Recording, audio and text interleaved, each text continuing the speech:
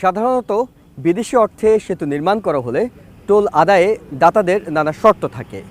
তবে নিজেদের অর্থে নির্মিত এই সেতুতে টোল সহনীয় পর্যায়ে আদায় হবে এমনটাই প্রত্যাশা এ রুটে যানবাহন চলাচলকারীদের। এক্ষেত্রে মাওয়া ফেরিঘাটে যে হারে ফি দিয়ে গাড়ি চলাচল করে থাকে শেষ পর্যন্ত সেই হারটাকেই গুরুত্ব দেওয়া হতে পারে।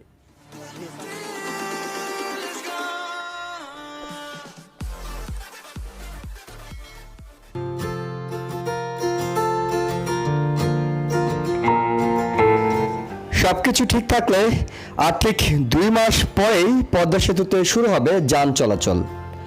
স্বভাবতই অনেকে জিজ্ঞাসা কেমন হবে পদ্মা সেতুতে যান চলাচলের টোল, অর্থাৎ প্রতিটি গাড়িকে কত টাকা টোল দিতে হবে। এই আলোচনা উঠলেই সবার আগে যে প্রশ্নটা সবাই করেন তা হলো, যদি নিজস্ব অর্থায়নেই পদ্মা সেতু হয়ে থাকে তবে এই সেতুতে কেন টোল দিতে হবে? এই প্রশ্নের জবাবটা দিয়েই আজকের আলোচনা শুরু করতে চাই। নিজস্ব অর্থায়নে পদ্মা সেতু বাস্তবায়নে 2012 সালে সিদ্ধান্ত নেয় সেতু বিভাগ। সেতু নির্মাণে যে টাকাটা লাগবে সেটা অর্থ মন্ত্রণালয় ঋণ হিসেবে দিচ্ছে সেতু বিভাগকে। বাংলাদেশের অর্থ বিভাগের সঙ্গে সেতু বিভাগের চুক্তি অনুযায়ী সেতু নির্মাণে 29,893 কোটি টাকা ঋণ দিয়েছে সরকার। 1% সুদ হারে 35 বছরের মধ্যে সেটি পরিশোধ করবে সেতু কর্তৃপক্ষ। সেই পরিশোধ বিবেচনা নিয়েই টোল আদায় করা হবে, অর্থাৎ নিজস্ব অর্থ হলেও এটা আসলে সরকারের একটা মন্ত্রণালয় থেকে অন্য একটা মন্ত্রণালয় ধার নিয়েছে। ধারে সে টাকা পরিশোধ করার জন্যই এখন জনগণ থেকে টোল নেওয়া হবে। সরকারের অর্থ আদায়ের এটাই নিয়ম। তার মানে এটা পরিষ্কার যে পদ্মা সেতুতে টোল দিতে হবে। এখন আসা যাক সে টোলটা কত হতে যাচ্ছে, এবং এই টোলটা কোনো অংশে কম হতে যাচ্ছে না। সম্প্রতি একটি অনুষ্ঠানে সে ইঙ্গিতটাই দিলেন অর্থমন্ত্রী। চলুন তার বক্তব্যটা এক ঝলক শুনে আসি। টোল আদায় হবে, টোল শুধু টোল আদায় হবে না, আমাদের এখানে আমরা প্রফিটও করব। যে পরিমাণে এক্সপেন্ডিচার আমরা ইনকার করছি এই প্রজেক্টের জন্য আমরা খরচ করছি, সেই খরচের চাইতে আরো বেশি আমরা অর্জন করছি। সারা বিশ্বে তাই করে, যারা আমরা সারা বিশ্বের যতগুলো এই ধরনের প্রকল্প আছে প্রকল্পগুলো টোল ভিত্তিক করা। সবাই জানি বিদেশি অর্থায়নে সেতু নির্মাণ করা হলে কত টাকা টোল ধার্য করা উচিত সে বিষয়ে দাতাদের শর্ত বা পরামর্শ থাকে। কিন্তু দেশীয় অর্থায়নে নির্মিত সেতুর ক্ষেত্রে এরকম কোনো নীতিমালা নেই। সাধারণত সেতু হওয়ার আগে ফেরিতে যে হারে টোল নেওয়া হয় সেতুতেও সেই হারে টোল নির্ধারণ করা থাকে সড়ক ও জনপথ অধিদপ্তর। কিন্তু পদ্মা সেতুতে সেটা হবে না। টোল আদায় করা হবে ফেরির চেয়ে অনেক বেশি। সেতু বিভাগের টোল প্রস্তাব অনুযায়ী পদ্মা সেতু দিয়ে পারাপার হতে বাস থেকে টোল আদায় করা হতে পারে 2,370 টাকা, ছোট ট্রাকের জন্য 1,620 টাকা, মাঝারি ট্রাকের জন্য 2,100 এবং বড় ট্রাক থেকে টোল হবে 2,775 টাকা। মাইক্রোবাসের জন্য 1,290 টাকা, প্রাইভেট কারের জন্য 750 টাকা এবং মোটরসাইকেলের জন্য 105 টাকা করা হয়েছে। সড়ক ও জনপথ বিভাগের প্রস্তাবনায় বলা হয়েছে, পদ্মা সেতু চালুর পর প্রাথমিকভাবে 15 বছরের জন্য এই টোল আদায় করা হবে। প্রতি 15 বছর পর পর টোলের হার 10% করে বাড়ানো হবে। এখন প্রশ্ন আসতে পারে, আমরা সবাই বলছি সেতু হলে অনেক সুবিধা পাওয়া যাবে, আসলে কি তাই, নাকি সেতুর টোলের কারণে মানুষকে বাড়তি ভাড়া গুনতে হবে? সেক্ষেত্রে আমাদের জেনে নিতে হবে বর্তমানে ফেরিতে কত টাকা করে টোল আদায় করা হচ্ছে। তুলনামূলক একটা চিত্র পাওয়া গেলে আপনি বুঝে নিতে পারবেন সেতুতে কত টাকা করে বাড়তি টোল আদায় করা হচ্ছে। বর্তমানে দিনে ফেরি দিয়ে পদ্মা পার হতে হলে একটি বাসকে টোল দিতে হয় 1,400 টাকা। যদি বাসটিতে যাত্রী থাকে তাহলে আরও 450 টাকা দিতে হয়, আর যদি বাসটি রাতে পাড়ি দেয় তাহলে আরও 470 টাকা দিতে হয়। সেই হিসেবে একটি যাত্রীবাহী বাসকে দিনে ফেরি পার হতে হলে টোল দিতে হবে 1,850 টাকা এবং রাতে দিতে হয় 2,320 টাকা। এছাড়া ট্রাক থেকে টোল আদায় করা হয় 1850 টাকা। তবে নির্দিষ্ট পরিমাণের পর প্রতি টনে আরও 160 টাকা করে দিতে হয় ট্রাককে। এছাড়া ফেরিতে প্রাইভেট কারের টোল নেওয়া হয় 500 টাকা, মাইক্রোবাস থেকে 850 টাকা এবং মোটরসাইকেল থেকে 70 টাকা টোল আদায় করা হয়। অনেকে প্রশ্ন তুলছেন, দেশের আরেকটি বড় সেতু যমুনা কিংবা বঙ্গবন্ধু সেতুর চেয়ে কত গুণ বেশি টোল আদায় করা হচ্ছে পদ্মা সেতুতে।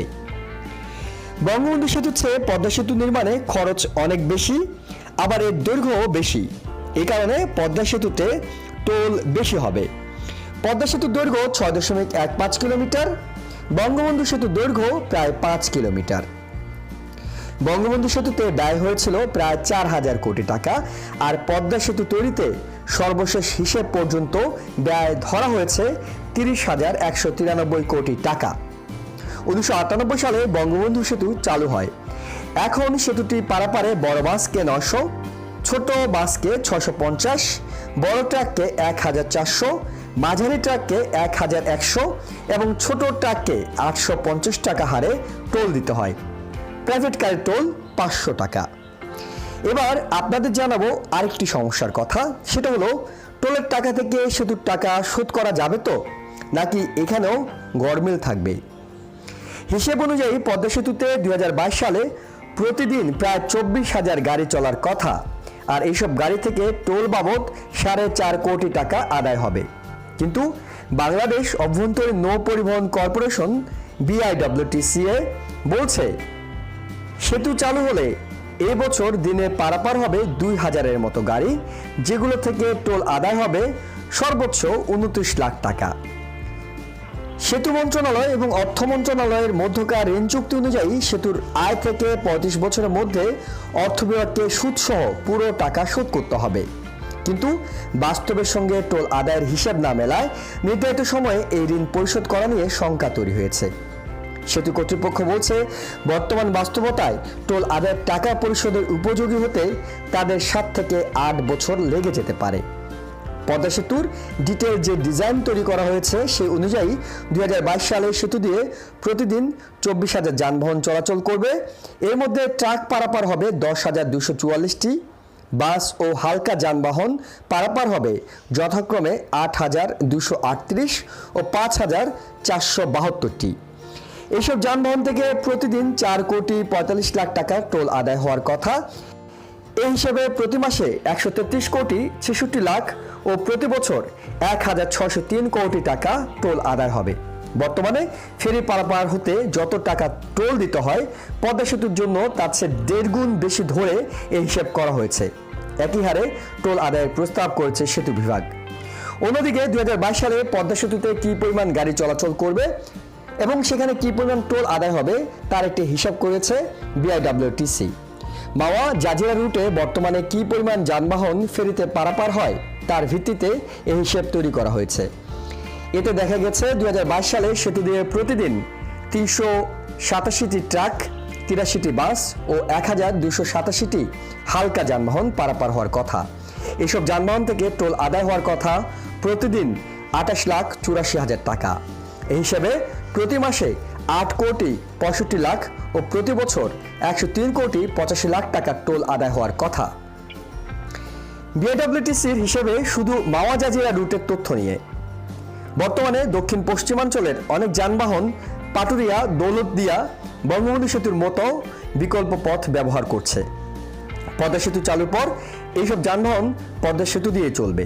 ফলে 2022 সালে যে হিসেবটির কথা বলা হচ্ছে, বাস্তবে যানবাহন ও টোল আদায়ের পরিমাণ তার চেয়ে কিছুটা বেশি হবে। তবে তা কখনোই ডিটেল ডিজাইন অনুযায়ী হবে না। আশানুরূপ টোল আদায় না হলে ঝুঁকিতে পড়বে অর্থ বিভাগের সঙ্গে করা সেতু বিভাগের ঋণ চুক্তি। এই চুক্তি অনুযায়ী যানবাহন চলাচল শুরুর প্রথম বছরেই 596 কোটি 88 লাখ টাকা ঋণ পরিশোধ করতে হবে।